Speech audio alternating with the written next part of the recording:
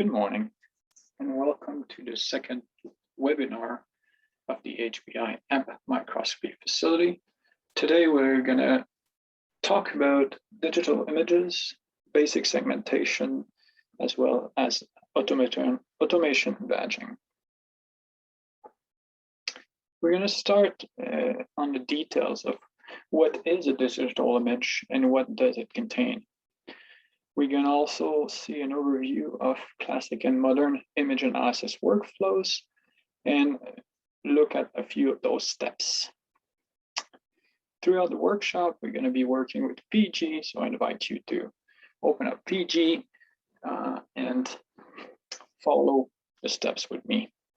So we're going to go through the navigation in Fiji, some manual measurements, including object counting, then how to segment an image, and common issues that can occur that can be solved with simple filtering or processing. And then we'll finish with automation and batching and 3D tools in Fiji. After that, there will be a MRS demo with a similar approach. So navigation in MRS, segmentation, and basic processing and filtering. Just keep in mind throughout the workshop, there's always more than one way to obtain your result. When you design a pipeline for image analysis, you can have multiple ways to reach the measurement that you want to. And also keep in mind that this is mainly a for the analysis of fluorescence images. So the classic image analysis workflow is, or any image analysis workflow consists of defining, measuring, and analyzing certain features of interest in your image. Those can be called objects, this can be called foreground, but essentially you're trying to delineate what are your objects versus what is the background. And to do that, you can go through a pre-processing step or filtering, which will enhance those features of interest. And then you define really what are these objects through a segmentation step. These will define your object versus the background. After that, we can do further processing. We call this binary processing or post-processing to refine that segmentation to what you want. And then feature detection and masking to remove certain objects that would not be of interest based on measurements, such as area, so objects that are too big or too small, and so on and so forth. And finally, you can analyze those measurements. So in images, the classic analysis workflow would be you would have an original image here with objects as well as background. You could filter, use background removal tool to remove some of the background and highlight those objects quite a bit better, and then segment, essentially getting a binary image of your objects and of your background. You could further refine the segmentation, for example, in the case where objects are not separated by doing some binary processing to separate the objects, and then filtering some of the objects that are not as round as the others, so that you get final measurements on objects of interest. The modern analysis workflow can essentially swap any of those first four steps.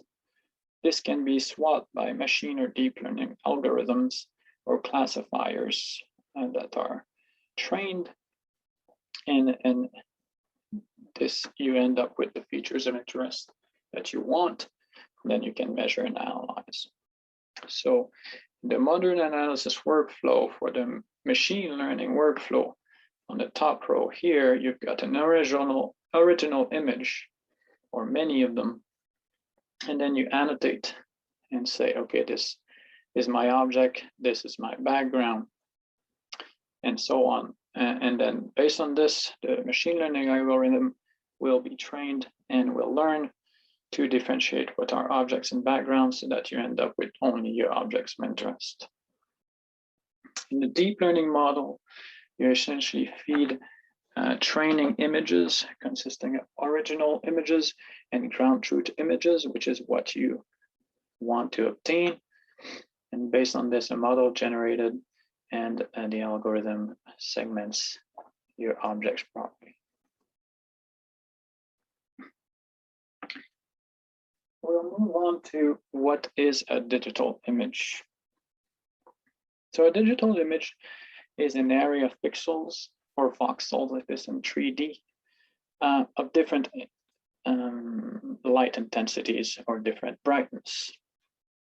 In a wide field detector, an area detector, essentially there's a snapshot, and each of the pixels within the camera receives an amount of light that is translated into your digital image. In confocal microscopes, the detectors are usually point detectors. So each pixel receives a certain amount of light. And since the detector is a point detector, each pixel has to be scanned over the object to get a whole image. So what information can an image contain? Well, an image can contain information on colors of your objects, on the size of your objects, on the morphology of those objects, some textures of these objects, intensity, so of light of the different objects, distance, and numbers of objects as well. So how can we extract this information? To extract the information, we have to go through a process called segmentation or thresholding sometimes.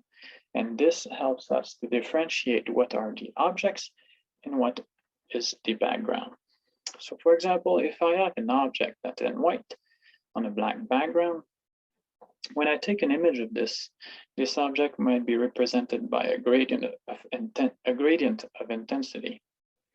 So I need to define where my objects are going to start, when my object is going to finish.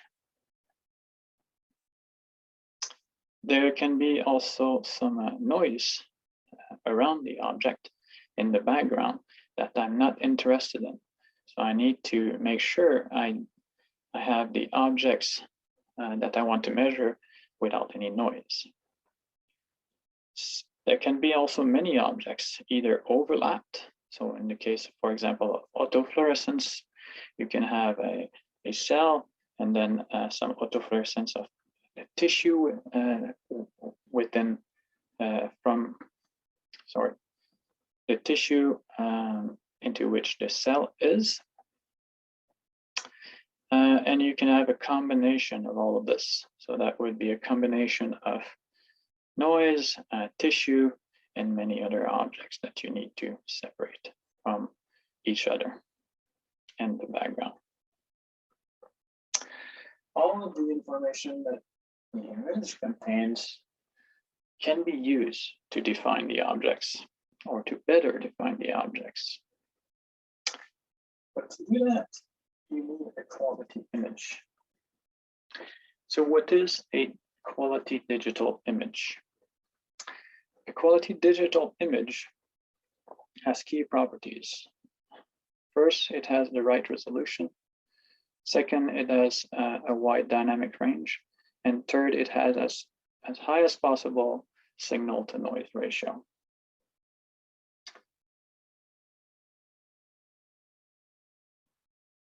So in order to show that, I'm going to introduce you to Fiji.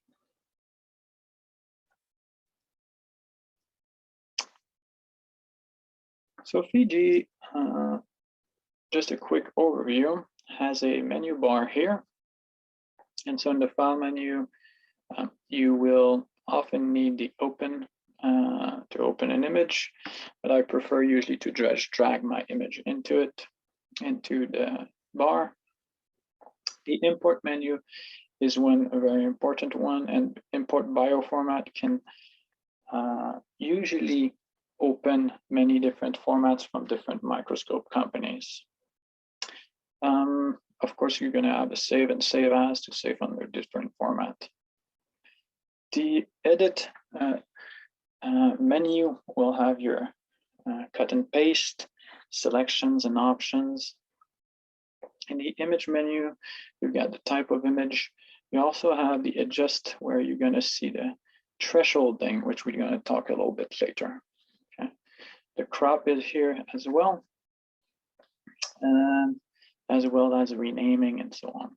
The process would be your filter or your process tools that we're going to talk a little bit later as well, some of them, and your batch processing. Okay. So that would be, those would be as part of the first step in the image analysis workflow, where you would process your image prior to segmenting, or would be part of the binary processing where you use binary filtering to further refine your segmentation. Then you've got your analyze menu, where you're gonna do your measures. You can also add scale bars there. A list of plugins. Those plugins can be downloaded from different groups on the internet to do different functions that are not available in the original Fiji. And so that's for the navigation of the menu. In terms of toolbars, you've got your selection tools here, where you can select different shape of area, and if you right click, you've got a sub menu here. We're going to talk about the status bar or the info bar as well. You've got your zoom and pan, as well as your stack and lookup tables here.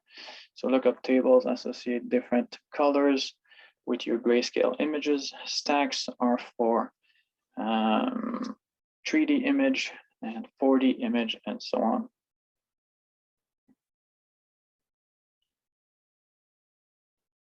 So let's open an image quickly. I'm going to open a sample called Neuron. And so when I open this image, you can see that there's an information bar here. There's 1 out of 5 channels. So there's multiple channels. So 1 out of 5. And so the slider tells me that there's different channels. Okay. This is an image that is actually calibrated. So you can see the size in micron and the size in pixel. It's 16-bit, and this is the memory that it uses. You have the title up top as well as the type. Quick shortcuts that can help you a lot. Shift P for the properties, so you can see that each pixel is worth 0.16 micron, 160 nanometers. And you can see that there's 5 channels in a single slice. But if you would have a stack with multiple slices, you would have more than 1 Z slice. And if you would have a time lapse called an hyperstack in Fiji, then you would have more than 1 time point. So that's for the properties. Let's verify always if your image is calibrated or not. For zooming in and zooming out, you can use the toolbars, but I prefer to use either the arrows up and down, okay, or the control plus and minus. And panning would be you would press the space bar and then drag your mouse across to pan. So those are useful tools that you might want to get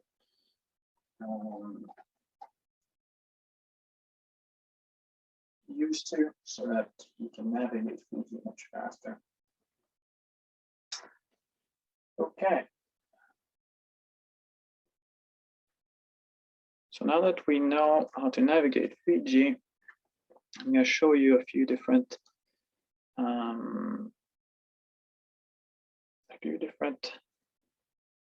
aspects of an image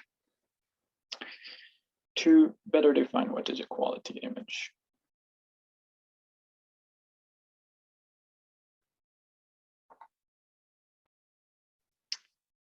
So I'm going to open an image that's called dot, just to be very simple, and I'm going to use the arrows to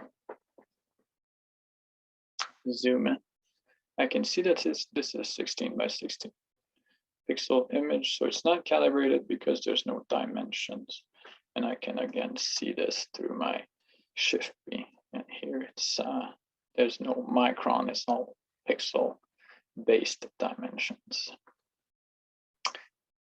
What I can notice from this image is that my dot has pixels. I can see that in each individual pixels, and it's made out of quite a lot. Okay, so it is easy for me to see the size of that object as well as the shape of that object. However, if I would reduce the amount of pixels in my image to 3 by 3, then this dot would become a square. So I would be unable to actually see the shape of my object properly. Vice versa, if I increase the number of pixels, the shape is better defined, but at a certain point, I might have just too many pixels. My pixels would be too small to be of any use. So the digital resolution, which is the resolution of my image, depends on both the optical resolution of the microscope. So that's defined by your instrument itself, but also by the pixel size of your image. If your pixels are too big, you're gonna have objects that are not well defined. So Nyquist came in with a criterion saying that if enough pixels are needed to represent the smallest features of interest in your image. And that's what you want to obtain when you do imaging. A quick note on scale bar. Lots of people would ask me, oh, how do I include a scale bar in my image in Fiji? So that's through the Analyze Tools scale bar menu. They are overlays, okay? And overlays are just on top of the image. You do not modify the image. I usually include my scale bar much later in the process with other editing software, such as Photoshop. And the reason is, if I include it in my Fiji image and then save my image, it is subject to how big my image is going to be in my paper or in my presentation. So sometimes the scale bar cannot be seen. Versus if I include it at a later time using a digital, an editing software, sorry, then I can have the scale bar of with the font of the right size.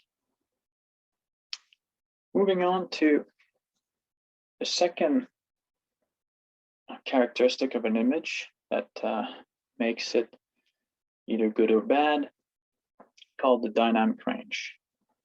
So if I use the surface plot tool here to generate a 3D plot of my 16 by 16 pixel image, so I can see that each of those pixels are a have a corresponding intensity value. So essentially starting at around my dot at low intensity or zero intensity, all the way to maximum intensity at the very center or at the top here. So one thing that's very important is that since my image is an array of pixel intensities, I want to have as many pixel intensity as possible. So that's a wide range of pixel intensities, and without saturating this range. And I'll explain that in the next few slides. So when you capture a digital image, you've got a digitizer in your detector that will take the intensity of light and translate it into different bins. These bins are called bit. So for example, if I have an 8-bit digitizer, I've got 2 to the power of 8 different shades of gray, or different bins, to 256 different bins, from the black at 0 intensity or 0 light to white at its full maximum brightness. Okay, and anything in between are shades of gray, from dark gray to lighter gray to white. So the bit depth is essentially how many shades of gray are possible in my image. Okay.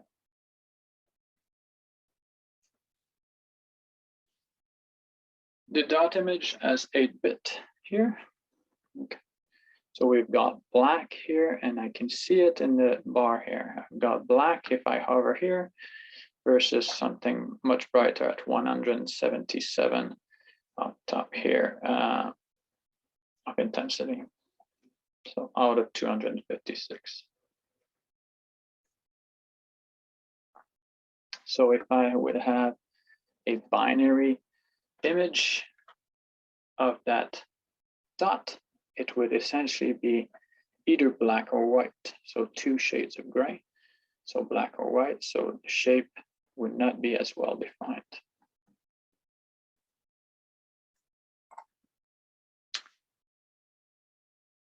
So here's an example of to show you that an image is really consisting of an array of this different intensity of pixels. So I'm going to go and save as a text image. Okay. Save this here. Dot. Okay, so that's my text image here. And so if I open the dot image, the text image, I can see that this is an array of 16 columns, okay, by 16 rows, and there's different intensity associated with each of those pixels. I can open that back up if I import a text image, and I select my dot that I just saved, and I'm getting my dot back. In this case, it's auto contrasting, so you can use the brightness contrast tool by pressing Shift C, and just you could set it to 200 to an 8-bit or 255 here to reset this to the same image.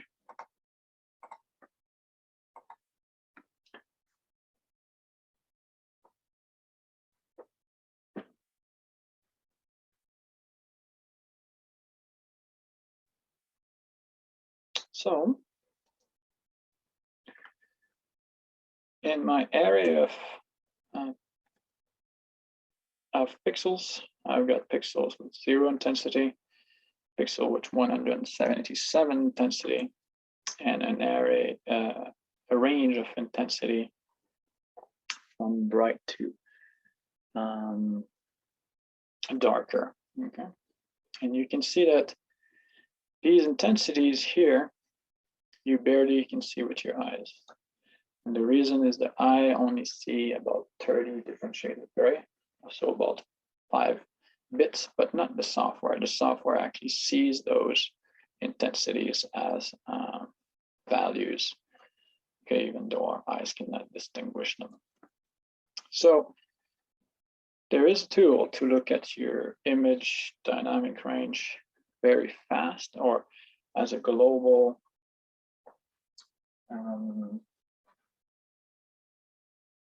global intensity of all the pixels in the image, and that's the histogram. So if you hit Control H or H, you can see the histogram of this particular dot image.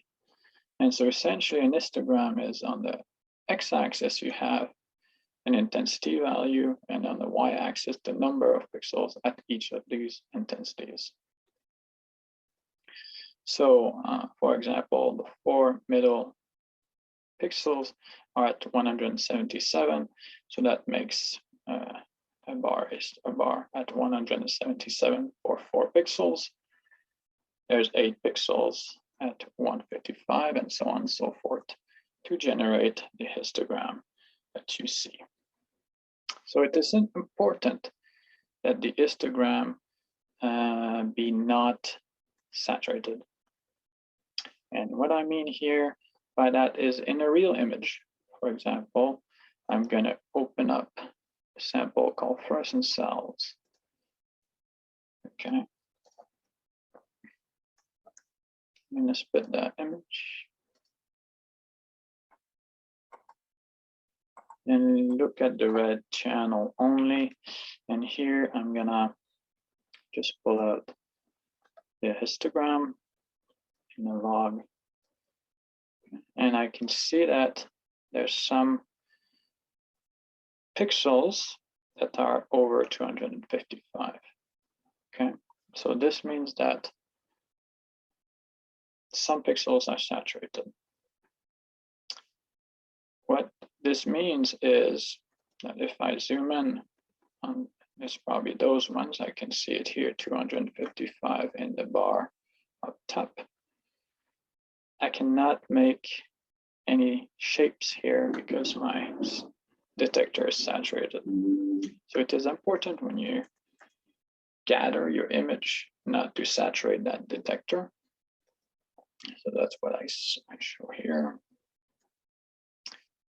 So by looking at your histogram, you have an instantaneous view of whether you saturated that detector or not. A few other ways to see this would be to, I'm just gonna crop this so we don't have the text, would be to change the LUT to a high-low, okay? And so the red parts are saturated, so I can see right away what is saturated and what is not. Or with the royal, another good one, where the white is the saturation, shows the saturation. Okay, so you can really see quickly how this would, how your image, the quality of your image based on these LUTs or on the histogram. I mentioned the brightness contrast tool. Just don't be fooled by the brightness contrast tool. If you get something that is set at too low of a maximum limit, then it appears saturated. But if you reset it to its full bit depth, then you see that it's not all saturated. All right, moving on to the SNR, or signal to noise ratio. So with our dot image, we're gonna draw a line across the dot starting somewhere close to the side of the image, passing through the center. Okay, And then we're going to hit Control K to do what we call a line scan of that line. Okay, you can get that too with the plot profile or line scan plot profile same. So essentially, you've got intensity at the beginning of this line, which is 0, going up to the middle and back down to 0. So that's one of the ways you could measure your object manually, which is called the full width at half maximum. So you would take the maximum, go to half of it, and measure the full width of that curve to get the size of your object. Okay, you could easily do that here in Fiji by copying the data here and then using the analyze tools and then the curve fitting in the Gaussian fit, and then calculate your full width half max based on that. But what I want to point out here is that the signal to noise is very high. You've got a very high signal and around it 0 noise. However, in a real image, you do have some noise around the objects. And they contain a background, either noise from the detector or fluorescence background. Okay, so you need to distinguish between your background and your objects. And so you need to distinguish what is your signal and what's your background. And so if we draw a line across this object here, you can see that there's non-negligible background, and maybe this could be around like 20 or 25 versus a high signal, fairly high signal at around 140 for signal to noise ratio of 7, which is fairly high, and it allows me to distinguish clearly what is my object versus what is my background. So I could say everything above 50 is my object and everything below is my background. Of course, the higher the signal to noise ratio, the easier it is to define your features. So just to summarize here, what a quality image is, it is an image with enough resolution, so enough pixels to represent your smallest features of interest, with as wide as possible of a dynamic range. So a filled histogram that is not saturated, and highest as possible signal to noise ratio to easily distinguish your different features.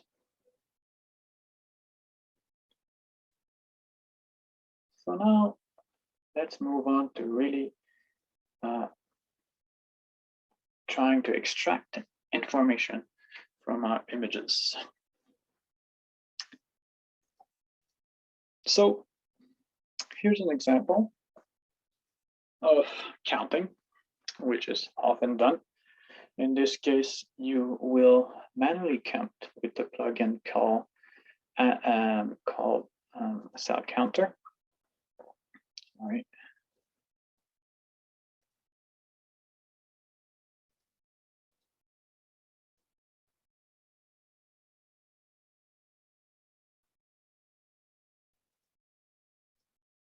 So the cell counter plugin essentially will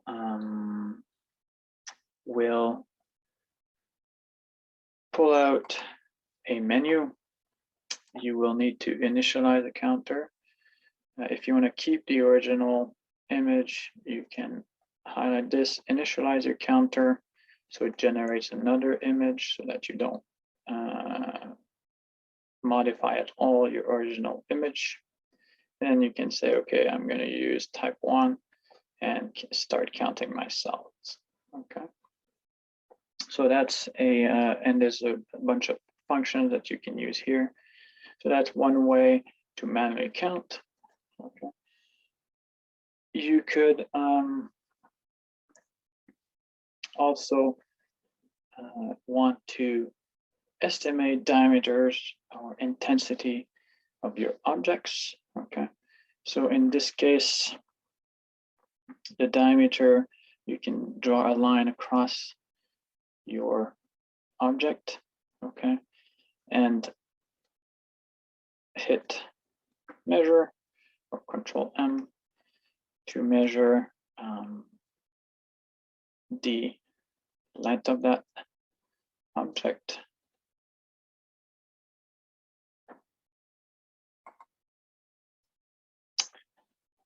And here I've got many measurements other than the length of that line.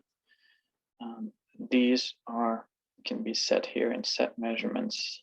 Okay, so I could unclick most of them so that I don't have all of these, or I can leave them on if I'm interested in all these measurements. In terms of intensity, I could also draw an ellipse. Okay, oops.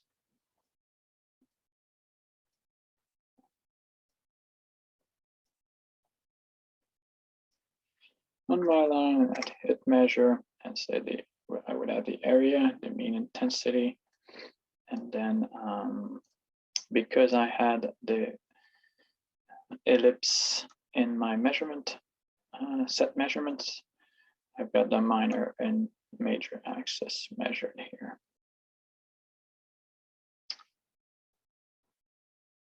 All right.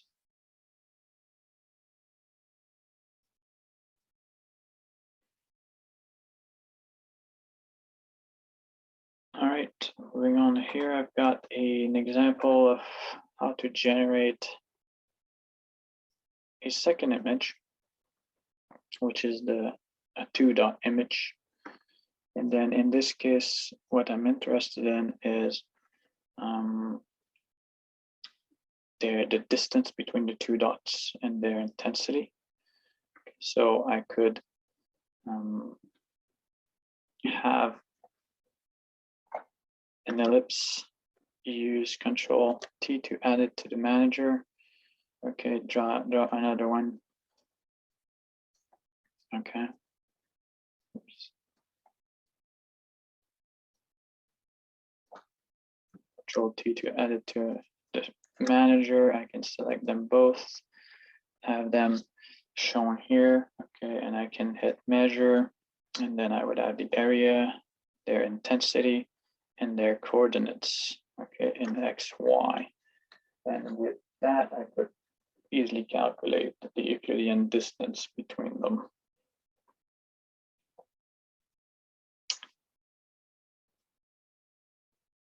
So far I've been talking only about estimations, essentially, because it's dependent on what you draw in your image. However, besides the full width at half maximum, okay. So the full width at half maximum is really good science in the way that it's looking at the different intensities and then setting up a kind of a standard to measure the size of an object.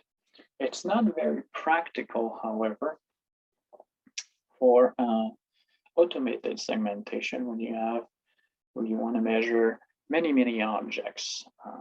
So you would have to repeat that measurement over and over. However, it can be used to measure distances. So in the case here, I could draw my line. Just a minute. I could draw a line across here, right? And then use my profile, profile Control K, and measure, assuming that my line passes through their centroid. In this case, it's intensity center, which could be a little bit different. If the maximum intensity is not at the geometrical center, then your distance might not be right.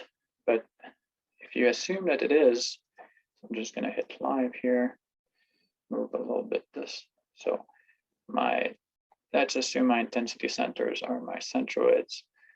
You can measure the distance between those two peaks and get your distance. Okay.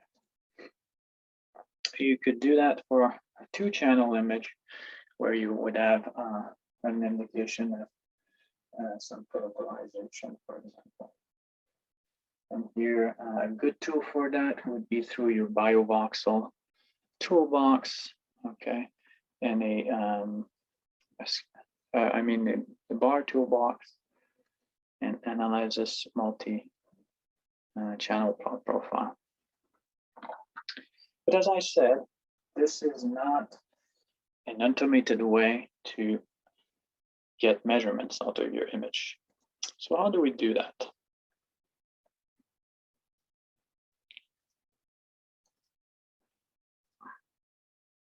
So on our dot image here, we're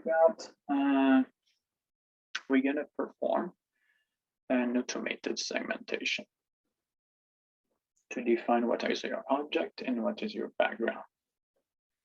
So the tool for that here is called threshold tool. So Shift T, or you can find that in the image menu image adjust menu.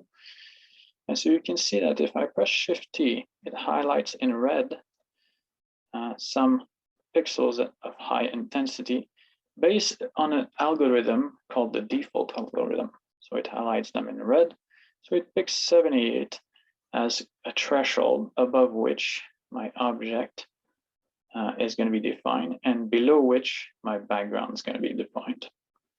Here we select black background because it's a bright object, black background. Or here, if I hit M or Control M, I can see that I've got an area of 32, a mean intensity value. So the intensity value of all those pixels here. So it's the sum of their intensity divided by the number of pixels. Now I've got so that's a fit ellipse that gives me major and minor axis. I want the diameter of the fit ellipse. It's around 6 pixels.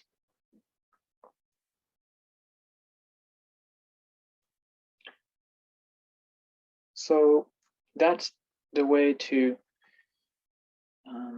automatically segment an image and measure the information that's segmented.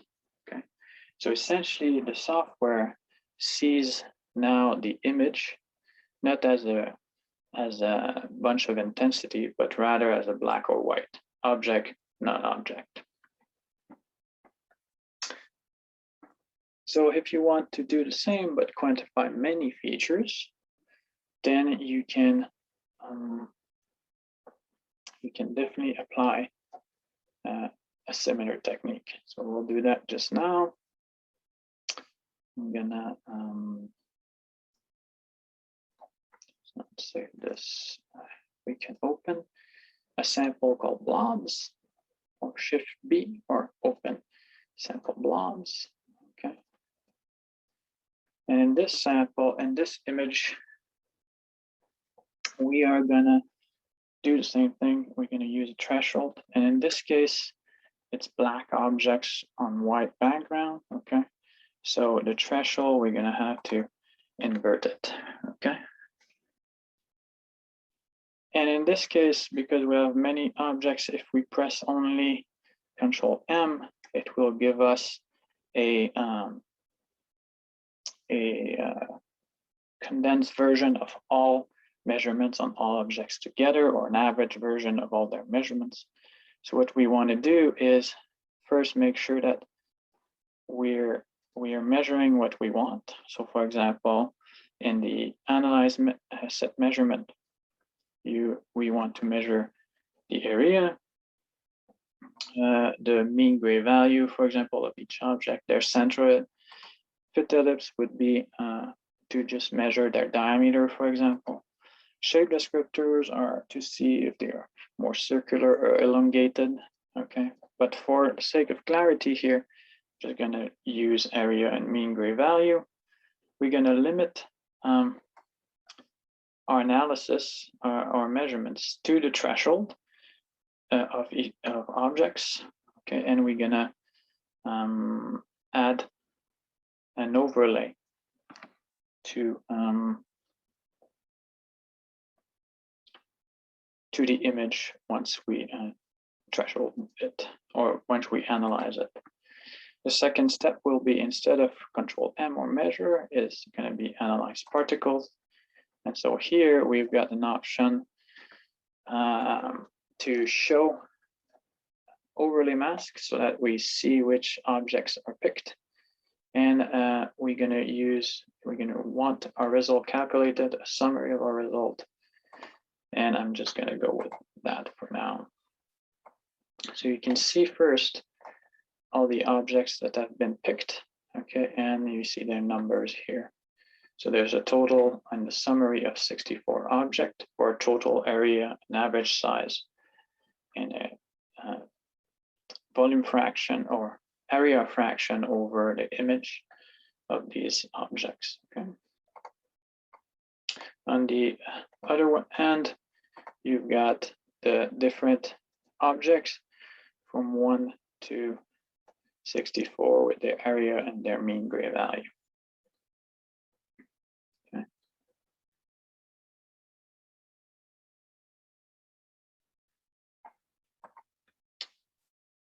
Now, a few issues here. If you're interested in the mean area of your object, okay, or the mean size of those objects, you've got a problem with the objects at the image border. And you might not want objects that are not so spherical and that are relatively small. So we can go through a few steps to eliminate those objects. So that's what we'll do. So if we rerun our analysis, but this time in the analyzed particle, we're going to define a certain size, okay? And let's say we define 175, and that can be based on your full width half max that you check on the few objects beforehand. So to make sure that you have this size right. And the circularity, this is a little bit harder to define, but what you can do is you can measure the shape factors and look at the circularity of all objects, and then pick the ones that are not, look at the ones that are less circular and define and look at their circularity value and just set a threshold based on that. And we're gonna hit the exclude on edge here so that we exclude the particles or the objects on the edges. So now if I hit OK, I've got a little bit less objects. I've got 31 objects. Okay. And I've eliminated the small ones, the ones that are not so round, and the ones that are on the board, the image borders. So,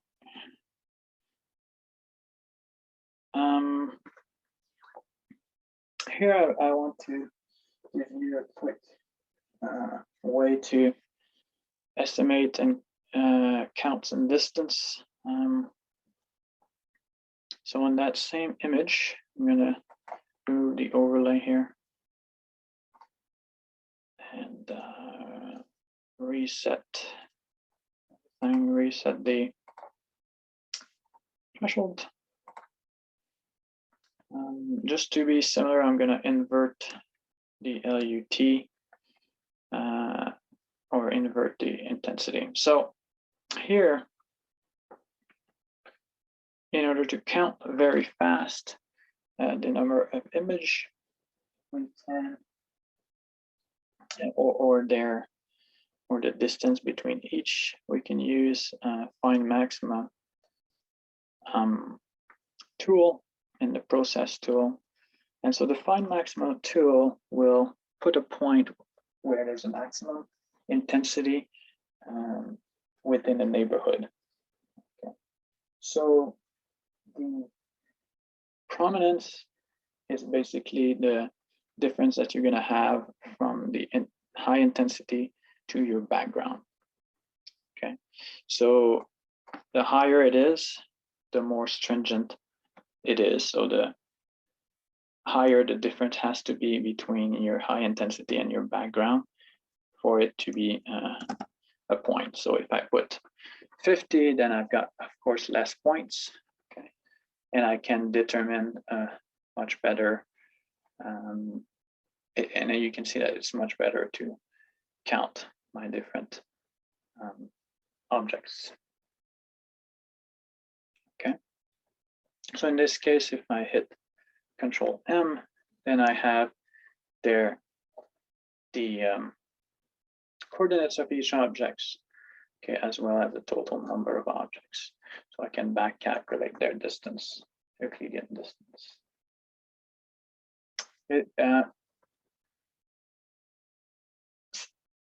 The issue with this method is sometimes you could have more than 1 point per blob, so that would be 2 counts. And the maximum is not necessarily the centroid because it's a maximum of intensity. So the distance between the object might not be what the distance between the centroids would be. All right, so I've talked about so far how to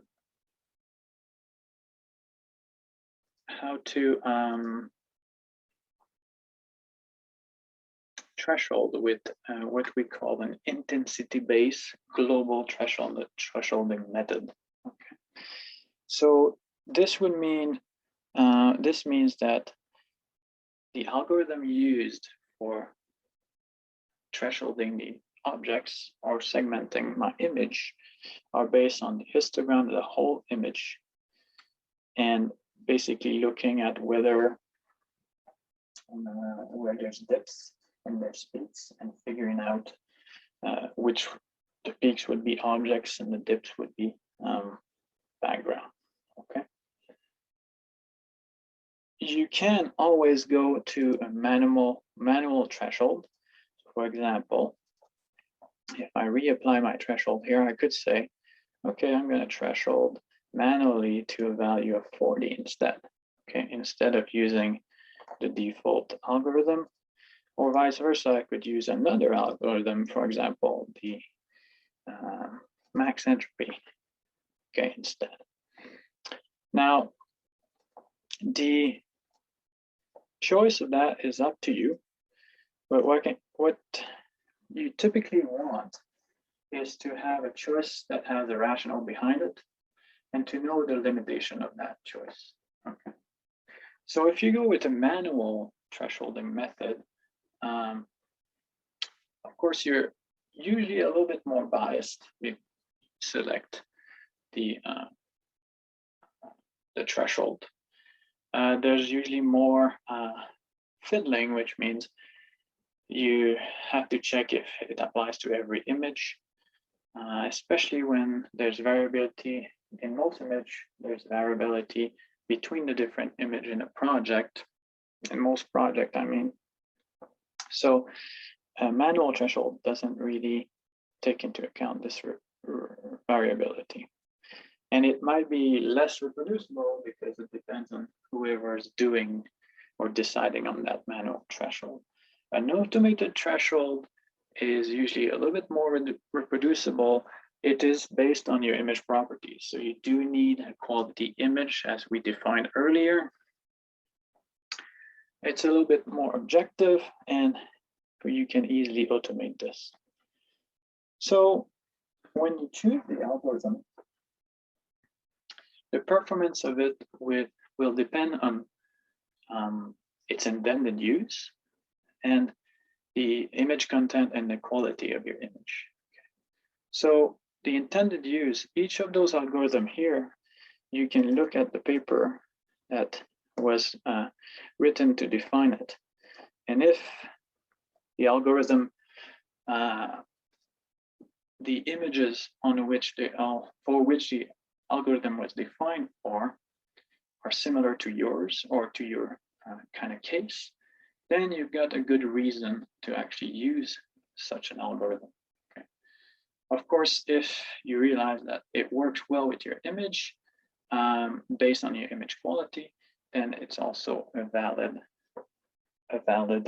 rationale. So usually what I suggest is to pick an algorithm based on two criteria. You compare the algorithms that are available and you compare it to a ground truth. So, for example, if I look at my dot and I calculate the full width at half maximum to be 6, okay, pixels, and then with the default, okay, I measure 6 pixels. Whoops. Now I'm not fitting an ellipse, sorry. We need an ellipse fit here. And so now I've got major and minor axis. This corresponds very well to my full width half max. So this threshold to me seems to be working well. Okay. So that's one step. Second step, you can actually compare all the algorithm available in Fiji in one pass. So for example, if we reopen the blob here, okay, and we can run the auto threshold, try them all. Okay, this is going to be black objects. Okay. And so you can see here the results of the different segmentation. So some of them work less good, some of them work better. And based on this, you can pick a first algorithm and compare to full width half max and so on, and look also at why it was developed or what kind of case, and then you've got a good rationale for picking it. All right. There are other algorithms out there, intensity-based again, to better segment your image. And those would be the local thresholding methods. So instead of looking at the setting a threshold for the entire image, it will add up the threshold based on local characteristics of the image. For example, here, there's an uneven illumination. The left side's much brighter than the right. Okay. So what happened when you apply a global threshold is that you can't segment properly. So the local threshold in the adjust menu, auto local threshold, allows you to vary based on different locations in your image. And you can see that some of them work fairly well versus other ones that don't. But this is much better than the global threshold. So that's another tool that you've got in your toolbox. Sorry. All right. So we're at the step of refining our segmentation even more.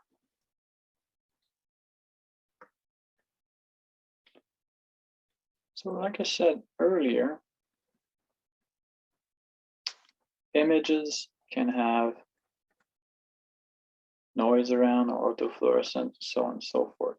So in this case, if I decide to threshold this with Shift T, my noise is picked out. My noise is picked out. So in order to get rid of this, I could use a smoothing filter, okay, as this one. And so now I remove the noise by smoothing out my image. Okay.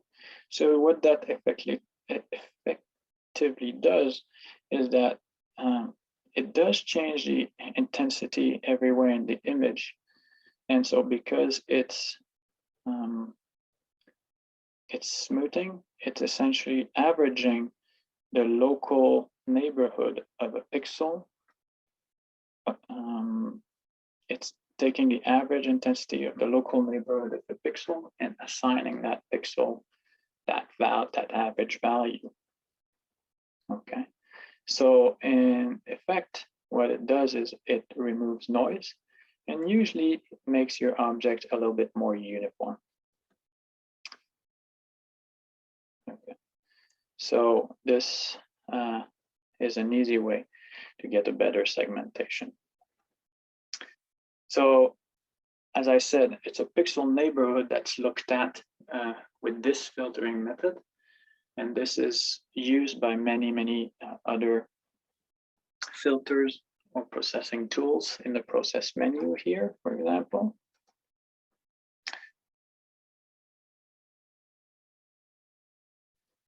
Okay, so essentially what happens is a kernel or the neighborhood, in this case 3 by 3, okay, 3 by 3 pixels around the pixel of interest is looked at and is weighted by the filter itself.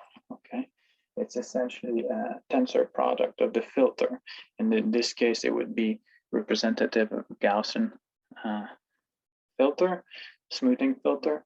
So the weighted product is assigned to the pixel.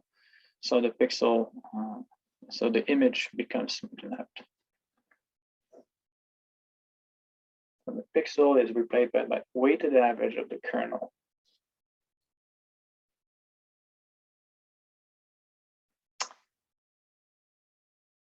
All right.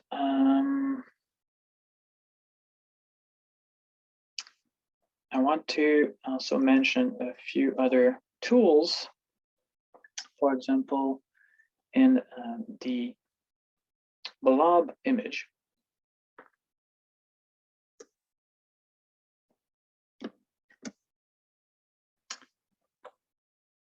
we've got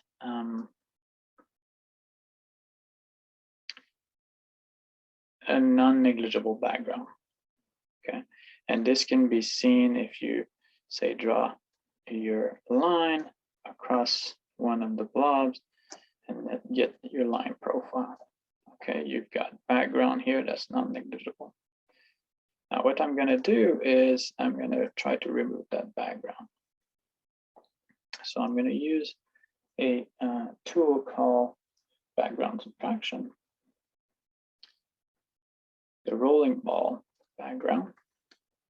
Okay, and here we have a light background. I usually use paraboloids to take into account otherwise it will generate artifacts essentially at the corners.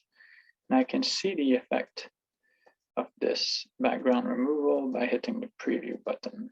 Okay, so my background, maybe in this case it's not as drastic, but my background level does decrease. Okay, and so usually this ends up in an increase in the signal to noise ratio. So in the blob that I picked for this example, it was much better. Signal to noise started at 5 and was cranked up to 10. So that makes your segmentation that much more easier. The radius of, for those who are wondering, the radius of your rolling ball should be larger than your largest object in general. So that would be for background subtraction. You could do that for the cell colony as well, sample, where you've got an uneven background. Okay, so in the cell colony here, I can draw a rectangle across and then just plot the profile for that.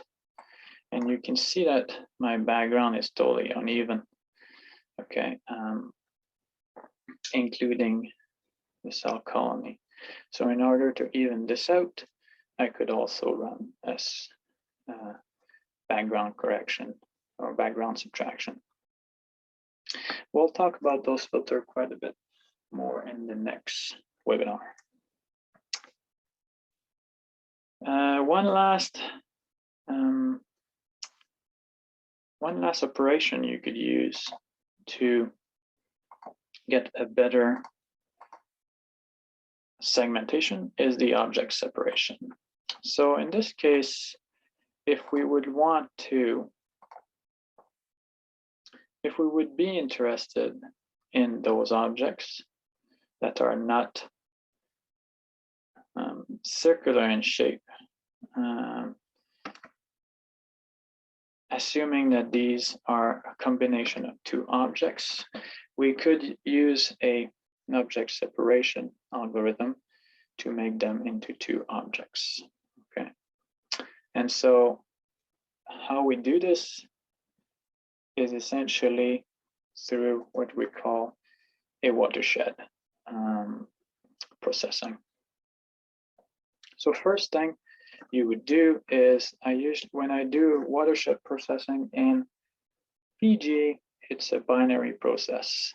Okay, it's a binary filter, so it needs to be applied to a binary image or black or white image. It's not the case for all software, but in Fiji it is. So since I'm going to need to generate that binary image, I'm going to duplicate my image with Shift D, okay? And then threshold that image as before, but this time I'm going to apply that threshold and generate a black or white image. Okay. Then I can watershed, binary watershed, and there you go. You separate those blobs into two. Okay, and then as before, you can apply your analyze particle with the same size, same circularity, exclude on edge, and then run this to get your particles, okay, or your objects. So the watershed separation, essentially what it does is it will create a distance map or Euclidean distance map, it's called, of each pixel. So essentially each foreground pixel will be replaced with a gray value that is equal to its distance from a background pixel. So that's why here it's more black, so they are further away from the background pixel. And then it's going to erode this distance map, which means it's going to remove pixels until there's only one left, or one surrounded by background pixels. So you can see that in this case, there's going to be only one pixel left for this object, but in this case, it's clearly going to be 2 pixels. And based on this, it's going to regrow the object, and so dilation until the boundary meet, and then draw a line at that boundary. All right, now we're at this step where we can apply a certain pipeline that we define to many image in a batch mode. All right, so in the first steps of this slide, I just give you a way to generate multiple image of blobs, which I already done in here. I'm going to go open one of them. Okay. And so here the idea is I'm going to first make sure I've got the measurement that I want. So for example, those measurements are good with me. I could add the standard deviation of degree value as well.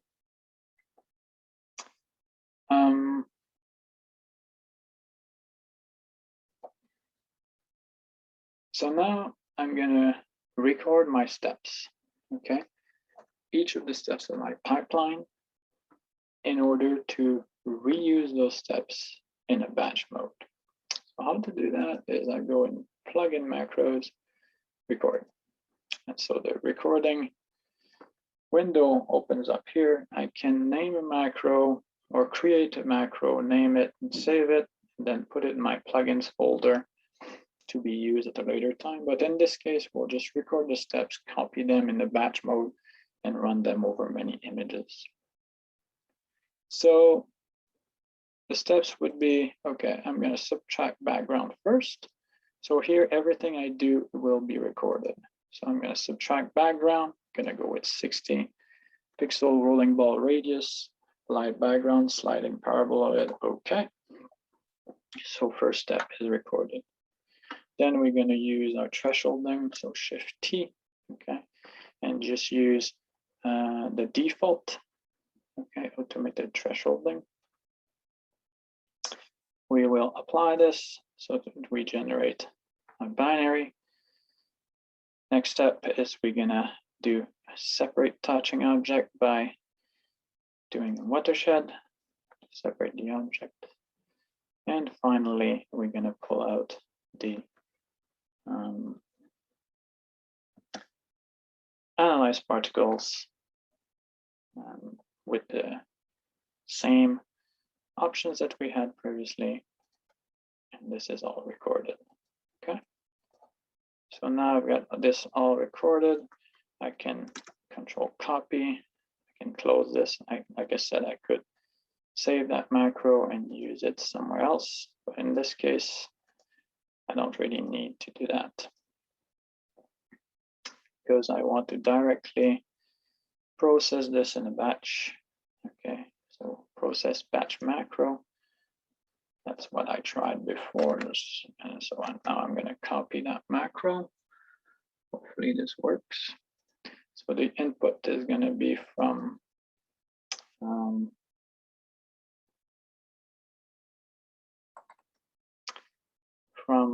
to batch. Okay, so I've got these 3 images going into the batch. 2 from batch that has nothing in it right now. And I'm gonna, so that's my input image, that's my output image. Okay, I want tips. Okay, I'm gonna run this macro to all of them so I can process that. So we've been processing it. I've got my 3 images, the counts, their total area, and so on. And each objects in each image is in the results folder. So now if I go into the from batch, I can open, let's say we worked on blob 2 initially, and I've got my segmented image with the objects. So what we've covered so far, we've covered basically what is a digital image in a classic analysis workflow with a few steps, okay? So essentially we're focused on the segmentation to define what are our objects and to measure those objects, okay? So we've been dealing with global or local intensity thresholding. Like I said, there's many other methods based on textures, colors, sizes, and so on. But we've also used some pre-processing tools like the smoothing filter to make our objects more uniform and to get rid of some of the noise, the background subtraction to increase our signal to noise ratio, the watershed separation to separate objects that are together after segmentation. And we filtered by size and circularity before doing all our measurements. As a word of advice, whenever you define a pipeline for image analysis, I suggest to use a small cropped region of interest that's representative of your sample, of all your image, of your large image, and then define all your steps. Then see if it works on another image. And then once this is done, if it works, then you can actually batch process or apply this pipeline to a large image. All right, we're moving on to multi-dimensional image. Just a quick overview. We'll come back to that in later workshops or webinars. But for now, I want to give you an overview of the tools that are available in Fiji for 3-dimensional processing and analysis. So,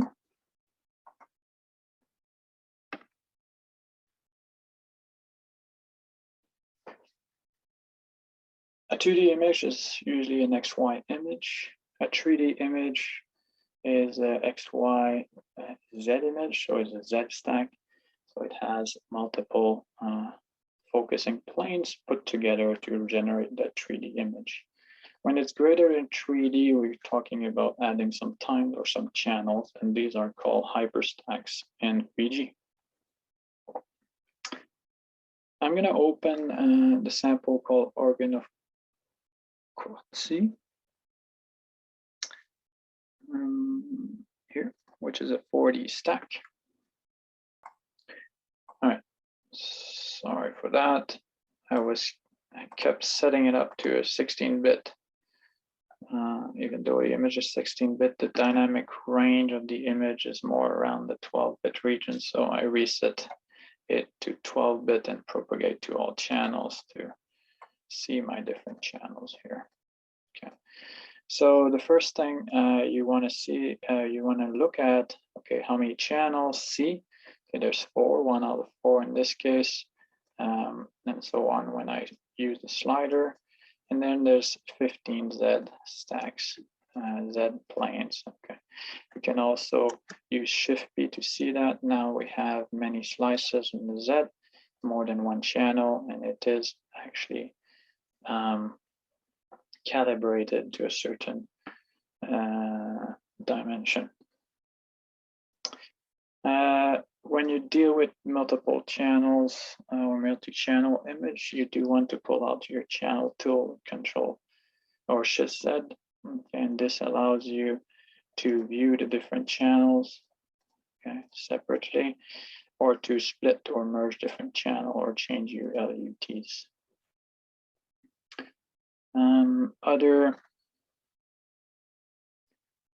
Other tools that are interesting is the Z projection to make a Z intensity projection in the Z project here. So you could make a max, min, and average intensity of all the slice or a few.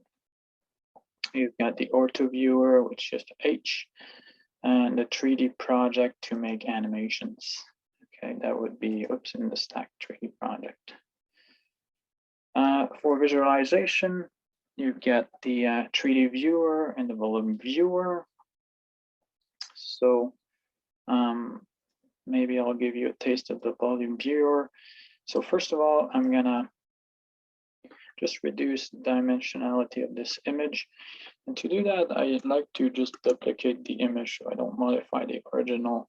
I can duplicate the hyperstack, but maybe with just like the first channel, maybe just with a few slices, actually 5 slice 4 to 8.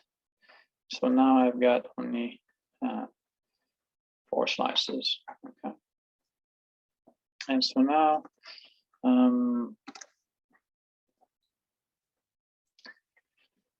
I can pull out my volume viewer to just see this volume viewer. All right, so that's in your plugins. You got you can look at your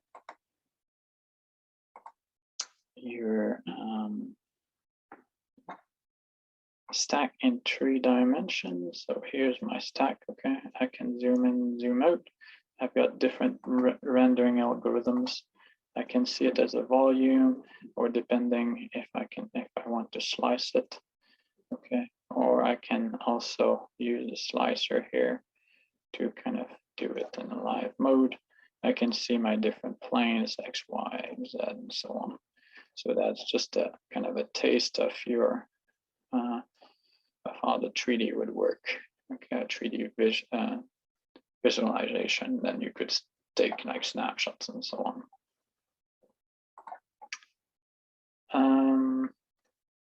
So what I want to mention here is what do you do? What kind of tools are available for you to process and segment those images? So a few that I found very good is you can still apply the 2D filters to your image. That's not a problem. But instead of being a 3D kernel where it looks at, for example, smoothing of a cube neighborhood, it's going to be each Z slice will be done by itself with an area neighborhood. Okay. So in that case, it might be slightly different than a 3D filter. So you can use the process filter in 2D or 3D. You also have a plugin called 3D, the 3D image suite, where you get 3D fast filters. So in this case, you could apply different filters here on a 2x2 radius or a 3x3. So in this case, I can just put a 2x2 filter and generate kind of a nice smooth image, nicely defined objects. Okay. For the segmentation part, you've got the two different tools that I recommend. That would be the 3D object counter with the 3D object counter options.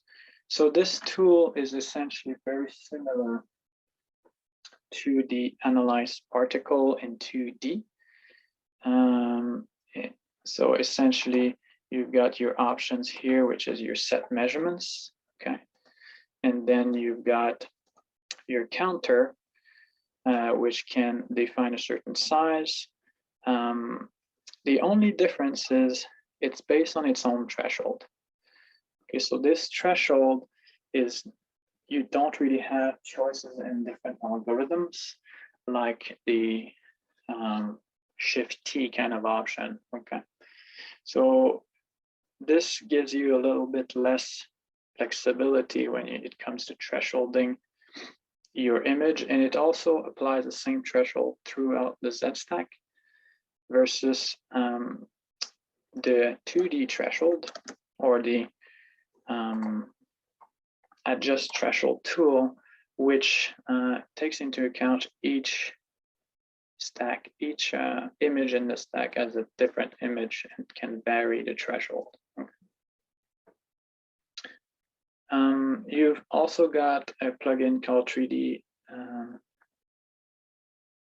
image suite, which I just showed with the fast filters, but you've also got choices to do segmentation there. I would not recommend this. This is more of a manual way. So usually I recommend a workflow using the threshold tool and then moving on to the 3D image suite. I'm going to show you how to do that quickly right now, and this is going to come back in the next workshop. So we already applied a filter to the channel that we were interested in. So now we're going to apply the threshold and binarize that image. Okay, we're going to calculate the threshold for each image. And so now we've got a binary image of our objects. Okay. And with the 3D object counter, we're going to generate what we call a count mask, because this is needed. The count mask is needed in the 3D imaging suite. Okay, so I'm going to go here, 3D object counter. I'm going to generate objects. I can filter some object out to remove the smaller ones. And here the threshold doesn't matter because it's binary.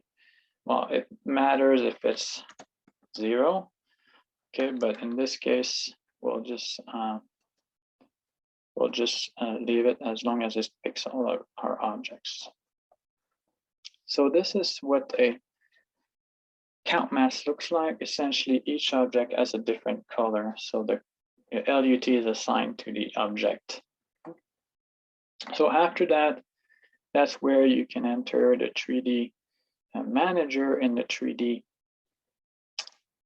imaging in the 3D plugin, ImageJ suite. So 3D manager, and you add this image, okay, to your manager. And so this generates essentially a list of objects, of all your objects in your image, so that you can easily locate them, okay, and measure them, measure their size and so on and so forth. So I can select them all, for example, turn the ROI on and turn their labels on. This should work.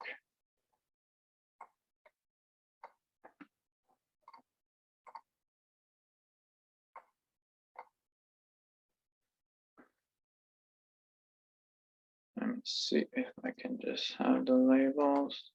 Okay, there's a label here. I'm going to select them all. Label. Okay.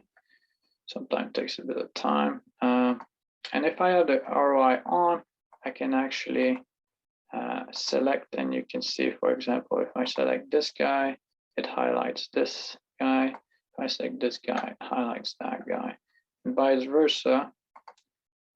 If I'm supposed to, if I click on it, usually it highlights it too, but I'm not sure if it, oh, maybe it does in